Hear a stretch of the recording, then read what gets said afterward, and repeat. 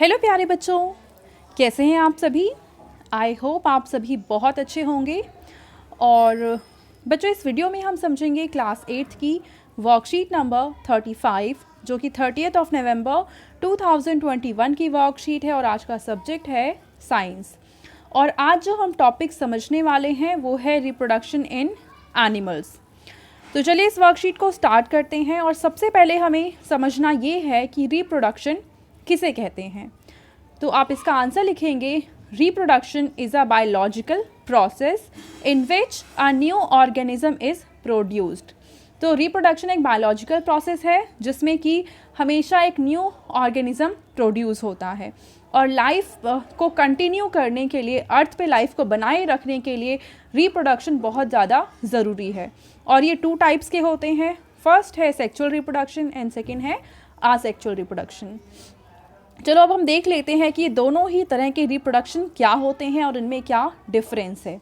अगर हम sexual reproduction की बात करें तो इसमें 2 ऑर्गेनिजम्स रिक्वायर्ड होते हैं, एक मेल एंड सेकेंड फीमेल, और ये दोनों मिलकर एक नए ऑर्गेनिजम्स को प्रोड्यूस करते हैं।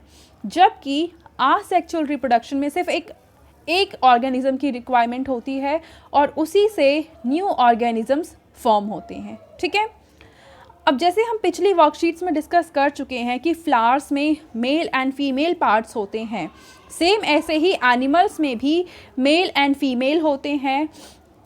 और यहाँ पे होता क्या है कि फीमेल गैमेट्स किसके द्वारा प्रोड्यूस होता है, मेल रिप्रोडक्टिव ऑर्गन के द्वारा, and female reproductive organs produce करते हैं फीमेल गैमेट्स।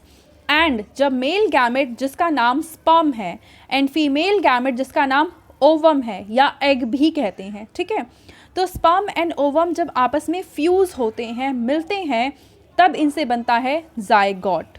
ठीक है, और जायगोट जब डेवलप हो जाता है तब वो बनाता है न्यू इंडिविजुअल। ठीक है, तो मेनली होता क्या है कि मेल रिप्रोडक्टिव ऑर्गन से प्रोड्यूस किया जाता है स्पर्म और फीमेल रिप्रोडक्टिव ऑर्गन से प्रोड्यूस होता है ओवम। और ये स्पर्म एंड ओवम का आपस में फर्टिलाइजेशन होता है, ये फ्यूज़ करते हैं और उससे बनता है जायगोट।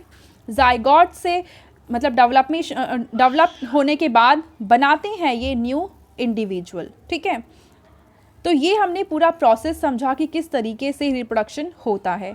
अब अगर हम बात करें मेल रिप्रोडक्टिव सिस्टम की तो इसमें मेनली 3 पार्ट्स होते हैं।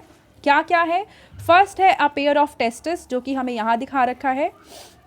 सेकेंड है 2 स्पर्म डक्ट्स जो कि ये ट्यूब्स है। एंड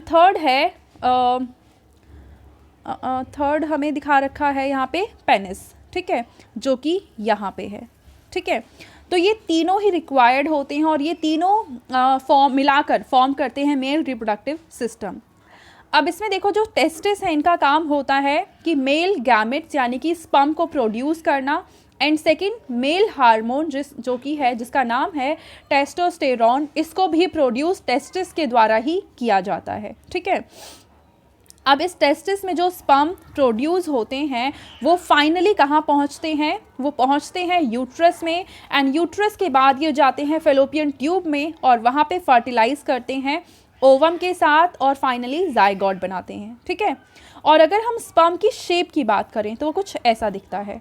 उसका एक हेड होता है, फिर बीच में मिडिल पीस होता है एंड लास्ट में टेल होता है। और जैसे स्नेक की आपने मूवमेंट देखी होगी एग्जैक्टली वैसे ही स्पर्म मूव करते हुए यूट्रस एंड फेलोपियन ट्यूब तक पहुंचते हैं और ओवम के साथ फर्टिलाइज होते हैं। ठीक है बच्चों, अब यहाँ पे हमें कुछ क्वेश्चंस दे रखे हैं, चलिए इनके आंसर लिख लेते हैं। क्वेश्चन नंबर 1 है define reproduction. What is difference between sexual and asexual reproduction. तो आप इसका आंसर लिखेंगे, सबसे पहले तो आप डेफिनेशन लिखेंगे रिप्रोडक्शन की, जो कि यहाँ से लेकर पूरी यहाँ तक ये डेफिनेशन हो जाएगी रिप्रोडक्शन की।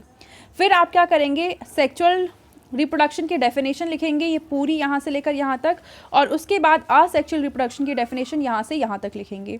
तो ये आ जाएगा क्वेश्चन नंबर 1 का आंसर।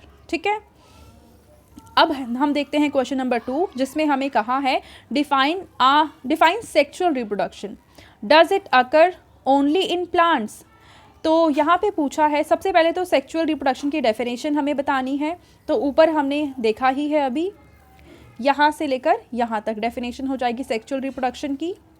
अब इसका जो नेक्स्ट पार्ट है जो हमसे पूछ रखा है कि क्या सेक्सुअल रिप्रोडक्शन सिर्फ प्लांट में होता है, तो आप आंसर लिखेंगे नो, क्योंकि सिर्फ प्लांट में नहीं होता है। एंड थर्ड है draw a well label diagram of male reproductive system.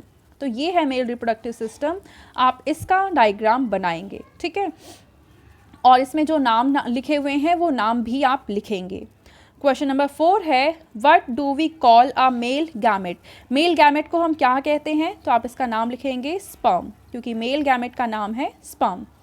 Where it is produced, और ये कहाँ पे प्रोड्यूस होता है, तो आप इसका आंसर लिखेंगे टेस्टिस, ठीक है, ये टेस्टिस में प्रोड्यूस होता है।